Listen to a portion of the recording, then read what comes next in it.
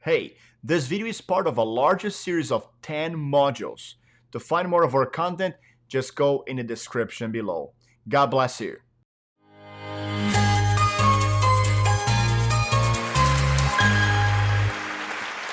All right then, so module 4. Module 4 says this is the law of the adverse effect. The law of adverse effect says this: the more you try to fix your spouse, the worse he or she will get. Let me read that again to you. The more you try to fix your spouse, the worse he or she will get. About 5 years ago, I was meeting with one of my mentors, and we were in a restaurant. And we were just going over ministry and marriage. We were discussing marriage at that time. And I was just telling him, that how things were doing with Helen and I. Everything was doing great.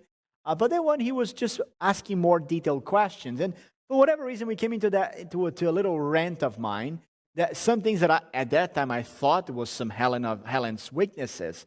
So for about 10 minutes, I went on to tell him some of what I thought, again, to be her weaknesses. And I was telling him, and after my 10-minute rant, he was sitting there, and then he was just looking at me, and he asked me one question.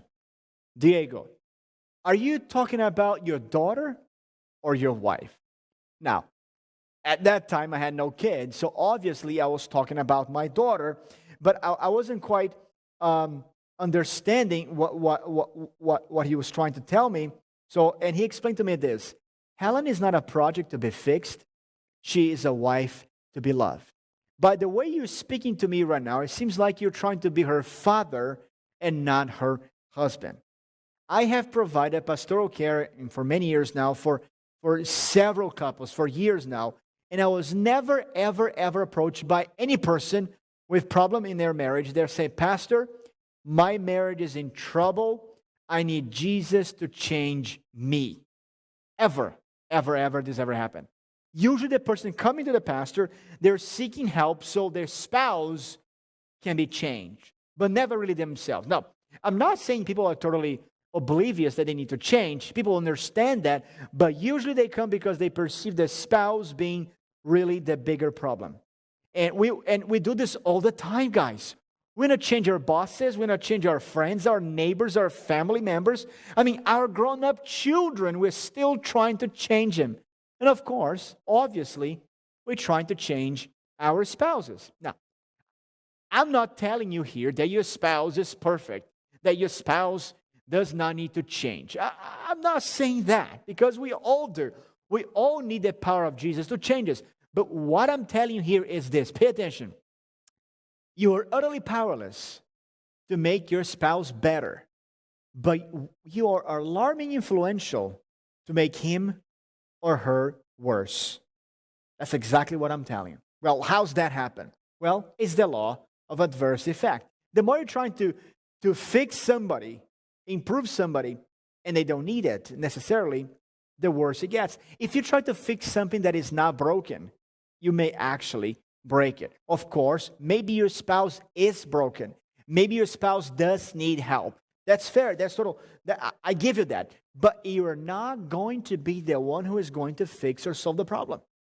Only Jesus has the power to change people. Only Jesus has the power to change their hearts and minds. And you don't have it. You don't have the power. You don't have the wherewithal. And let alone the right to try to change your spouse into something you think it's a better version of them. Remember what Jesus says, do not judge lest you be judged yourselves. So what happened is that when we see our spouses, and guys, I want you to pay close attention to this.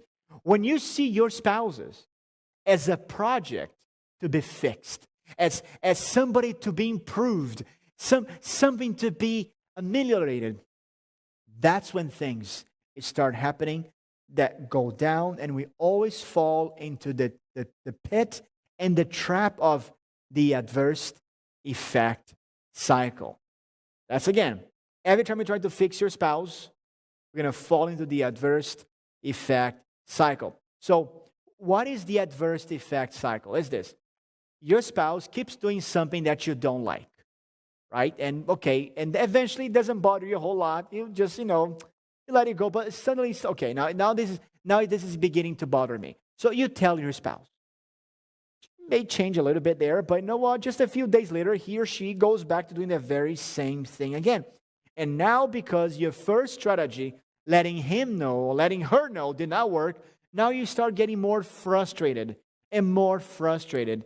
And you tell your spouse does not change, really changes maybe just for a few days, maybe a week, but goes back to doing the same thing again. Now you get even more upset. Now you do something dumb that you're not proud of, and your spouse changes a little bit, but not really for real, not permanently, and goes back again, and the cycle goes on and on and on. Your spouse does something you don't like, you tell her off, tell him off, they change a little bit, but then suddenly they go back again, you get angry again, and this is the cycle, the adverse effect cycle. So, this is what we do.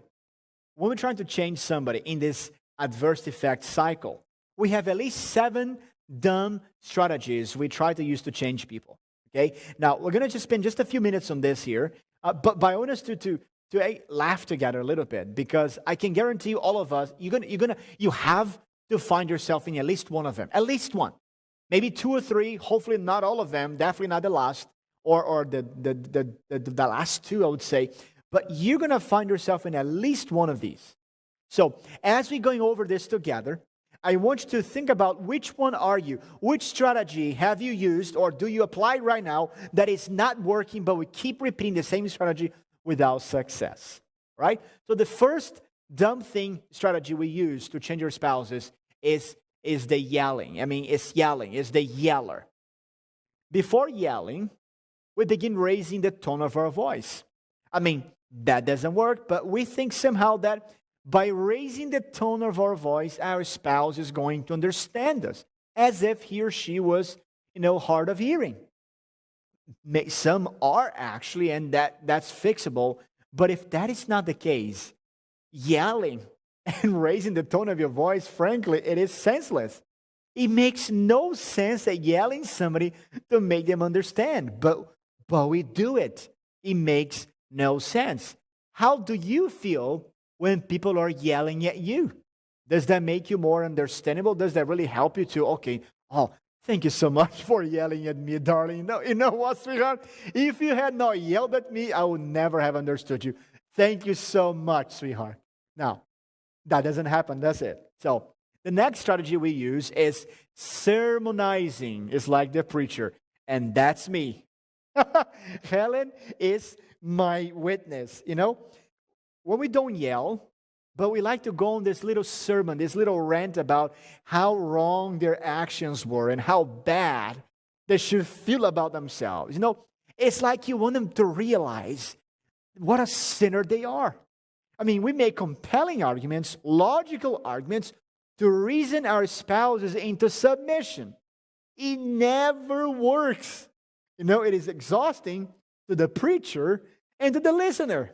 It doesn't work. It's so frustrating. And it's funny thing is, because when I was learning this, it's like, well, that's me. Helen, whenever we get into a little bit of an argument, she's always saying, I don't want to hear another sermon from you. I hear not from church. You know what? And it took me a while to understand this, but you know what? She's right on. It's not going to change. If I need to talk, just go and talk to Jesus. Go and pray. But don't come and dump all of that into your spouse's ear. The third dumb strategy we use to change our spouses is nagging, and that's the nag. The nag is this person who is always criticizing almost everything about their spouse. It is as if you believe your spouse never did anything right. And I've seen individuals in front of me that were so critical of their spouses that makes me wonder, why did they ever marry them in the first place? Come on. Seriously, everything they do you criticize. Can't you find one positive thing in your spouse's life to be happy about? Think of this. The gal worked all day. All day. Comes back home, she bathes the kids, feeds them, put them to bed, cooks a meal, and the guy sits there, just on his phone, and he complains that the seasoning is not how he likes. I don't like this today, honey. You know what? Oh, honey, you've made something better before, right? Dude, she worked all day on 9 to 5, got the kids, put them to bed, cooked a meal. And you want to complain about the seasoning? Get a life, man. Seriously? No. The other one. This guy is working he's got this new project at work. It's busy. I mean, things are very, very stressful. He's under a lot of pressure. He comes back home. He helps around the house. He helps with the kids. I mean, he's doing his best at home. But because on the way from work, that he was already working late, he forgot to stop by Walmart to get your whatever makeup you wanted. He comes home after everything he's done to help you around the house. You go and look at him. Oh, did you get my makeup, by the way? Oh, sweetheart, I forgot. I knew you don't care. If you cared, you would not have forgotten it. And you walk away. Sister, for the love of Jesus, that man cares. But if you act like this, you will nag. Guys, nagging is never helpful. It's always hurtful. To keep nagging your spouse, you're not making him or her any better. The fourth dumb strategy we use is comparing, and this is like the analyst. The analyst is always making comparisons between their own righteousness, their own goodness, abilities, and of their spouses. Or they also compare their spouses to someone else's spouses. Oh my goodness. Did you try Sandra's casserole? Oh, that was the best thing I ate in my whole life. Sandra is fantastic. Did you see how quiet the kids were? I mean, Barry is a very lucky guy to be married to Sandra. Did you see how the Joneses are connected, sweetheart? I mean, her husband, you see, wow, my goodness, he's got a nice hair, nice beard, and they are so connected. You see, did you see when he held her hand and they were walking down, the garden together? Did you see that he took her to their car? I mean, he escorted her to the car. He opened the door, make sure that she was safe, and closed the door and drove around. What a gentleman. That is a real man. Oh, my goodness. And did you see that he gave her a Mercedes-Benz for the 20th anniversary? What a gentleman. Guys, as long as you keep comparing your spouse to yourself between your actions, or even worse, comparing your spouse to someone else's spouse, you are not going to create the change you're trying to create. Maybe you think you're sending some mixed messages or subliminal messages. No, your spouse gets it. Your wife gets it. Your husband gets it, but not the way that you want. They feel hurt and underappreciated. The fifth dumb thing we do when we're trying to change our spouses is threatening and punishing. This is when you become the avenger. Here's become more serious because this can really escalate to become physical here. But this is one of the individuals in marriage. They want to coerce the other through threats or into submission when things don't go like they want. No, if things don't go the way I want, something else is going to happen. And they find ways to punish them. You see, it's just like, you hurt me, oh, I'm going to hurt you. Or you hit me, I'm going to hit you. Or you make me feel bad, I'm going to make you feel horrible. And day after day, night after night, one spouse is attacking the other because they want to punish. They want to bring the vengeance upon their spouse. And the Bible says that vengeance comes from the Lord. Your spouse should not be an object of vengeance anyhow. So when you're trying to make your spouse to pay for something that they did to you, you're trying to be an avenger. And this is not your place, and it's not going to change your spouse the way you want. And number 6, this is a very common one as well, is the ignoring. You're like the Iceman. This is when like the person who does this. They go into this emotional winter storm period. I mean, they're cold and disdainful. I mean, he does not like to talk to you. She does not like to talk. I mean, they go. This actually more often with men.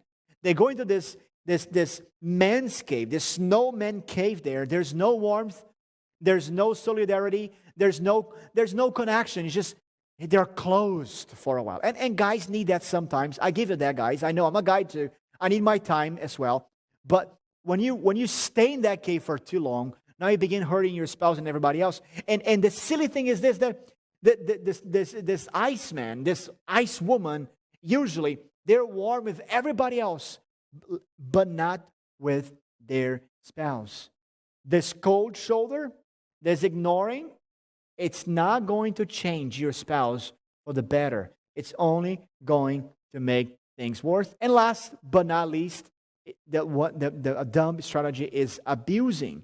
And when you are abusing your spouse, you are a coward. With all the respect, that's what you're doing right now. The abuser can always find ways to abuse emotionally, verbally, financially, spiritually, and physically. This method will certainly make some changes, temporary changes for a little while, but it is also highly ineffective because nobody wants to be abused. Abused is not a sign of strength, of control and power. It is a sign of weakness. If your spouse abuses you, whether you're a male or a female, your spouse a male or female, your spouse is abusing you, he or she is acting like a coward, and he or she needs help. Both of you need help. If you're the abuser, you need help. You need help. You got to stop. If you're being abused, you need help, and he or she has to stop. Friends, as we're wrapping this up here now, let's go now to our questions for the module. Now, for this module, the questions are: ask your spouse to identify which one of the dumb strategies you use the most. Now, I don't want you to think the ones you do. I want you to ask your spouse, okay, sweetheart, out of the 7 here, which one you see me doing the most and why? Just ask your spouse. Number 2, identify what triggers your adverse effect cycle. What are the triggers of your adverse effect cycle? In your marriage, what are the things that your spouse does that you don't like? What are the strategies that you use that are not helpful, that don't make any changes, and you keep on the adverse cycle? You keep abusing or criticizing or nagging, whatever it is. See what triggers your adverse effect cycle. What is that making you want to change your spouse? What is that makes your spouse want to change you? And last but not least, what did you get out of this module? And the challenge for this module for this week is this: ask forgiveness to your spouse for the dumb strategies you applied in the past, and make a covenant with each other to not use it for the next, at least for the next 7 days. Make sure you are in agreement that the moment one feels that the other is going to use one of the dumb strategies, he or she must warn you, so you must stop. In other words, you have this covenant, you made this deal. Now, the moment one of you feels, hey, hang on a minute, you begin to use this strategy. We're going to the adverse effect cycle right now. This is your strategy. You begin to sermonize. The moment your spouse warns you, both of you, you got to stop right there and let it be. It might be hard. I know it might be hard. Maybe you want to express yourselves. Maybe you want to punish. Maybe you want a vengeance. Maybe you want to give a cold shoulder. Hold your horses. Don't keep the cycle. Don't put fuel in the cycle. Let it go. Friends, this is the end of Module 4. I hope you are blessed. I hope you learned something new, and I'll see you in the next module. Thank you.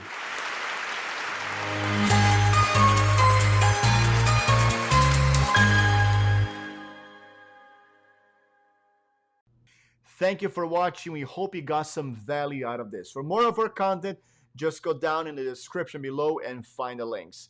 Before you leave, we just ask you please hit the like button, subscribe. This really helps our channel to grow. We can even post a comment, a question, something you learn about. And I hope to see you in the next module.